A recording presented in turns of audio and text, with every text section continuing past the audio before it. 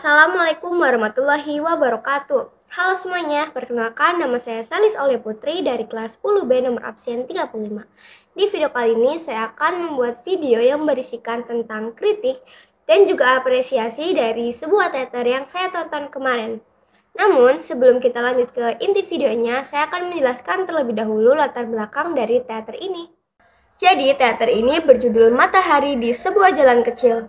Teater ini berisikan tentang isu-isu inflasi pada masa demokrasi terpimpin pada tahun 1966. Nah, dari isu-isu inflasi tersebut mengakibatkan konflik-konflik di berbagai macam faktor.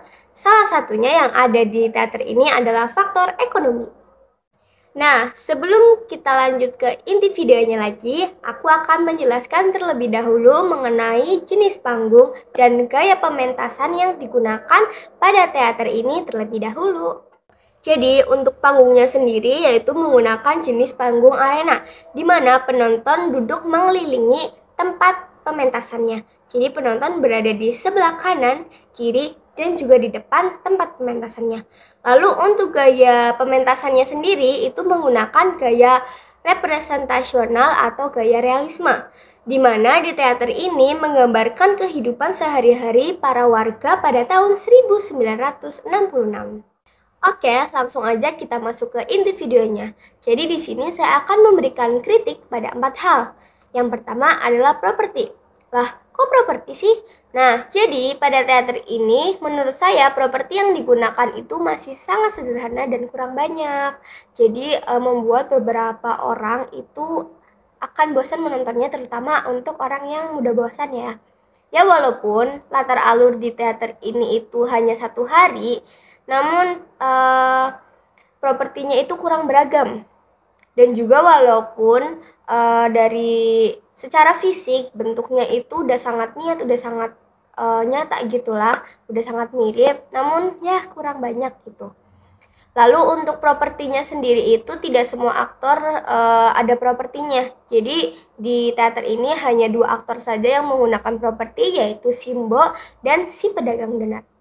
Oke, lanjut. Hal yang akan saya kritik yang kedua adalah teknik penggunaan panggung.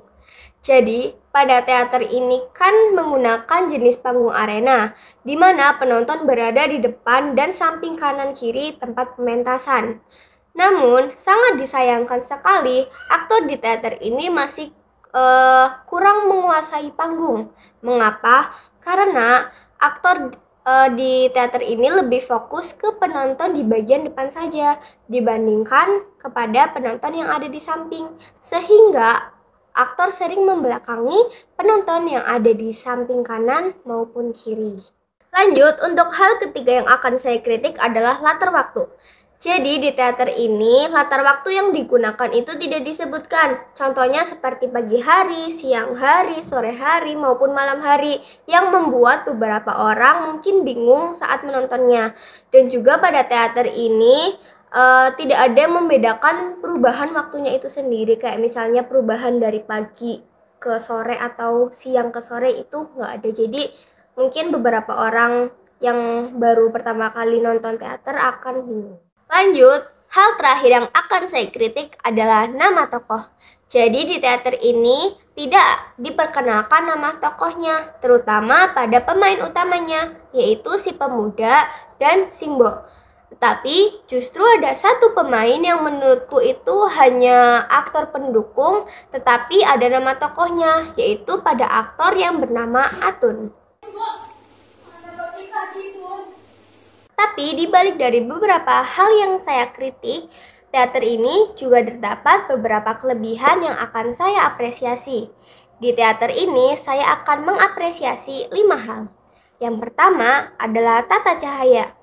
Jadi pada teater ini tata cahaya yang digunakan sudah sangat sesuai. Contohnya, ketepatan saat lampu menyorot ke aktor. Ini. Dan juga warna lampu yang sesuai seperti warna merah ketika saat adegan marah. Seperti ini. Lanjut, hal kedua yang akan saya apresiasi adalah tata suara dan musik. Pada teater ini, suara dari aktor sudah sangat jelas dan artikulasinya pun jelas, walaupun tidak menggunakan alat bantu pengeras suara.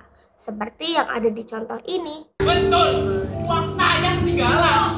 Sungguh. Dan juga penggunaan backsound atau musik itu sudah sangat sesuai sehingga memperkuat suasana pada teater itu sendiri. Contohnya pada seperti ini.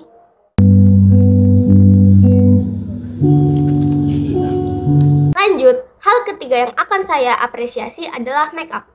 Untuk make up di teater ini sendiri menggunakan dua jenis make up, yaitu yang pertama make up korektif, terdapat di sebagian besar aktor.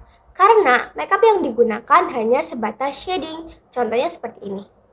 Dan yang kedua yaitu make up karakter, terdapat pada karakter simbol, karena make upnya berupa karakter orang tua. Contohnya seperti ini. Jadi, dapat disimpulkan bahwa make up di teater ini sudah sangat sesuai. Lanjut, hal keempat yang akan saya apresiasi adalah tata busana. Busana yang digunakan pada teater ini sudah sangat pas dengan gaya ceritanya, yaitu realisme, di mana pemainnya menggunakan pakaian sehari-hari pada zaman Orde Baru. Contohnya seperti ini.